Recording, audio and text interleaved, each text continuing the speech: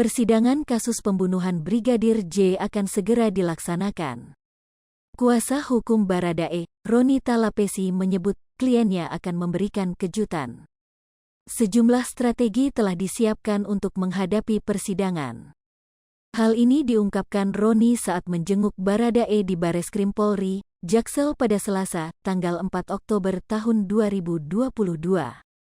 Roni mengaku saat ini tak bisa mengungkap strategi yang telah disusun oleh pihaknya. Meski demikian, ia memastikan akan ada kejutan di pengadilan dalam rangka membela Baradae. Kita sedang mempersiapkan ada beberapa strategi, cuma saat ini belum kita sampaikan tetapi pastinya kita ada kejutan di pengadilan dalam rangka membela Baradae, kata Roni saat menjenguk Baradae di Bareskrim Polri, Jakarta Selatan, Selasa, tanggal 4 Oktober tahun 2022.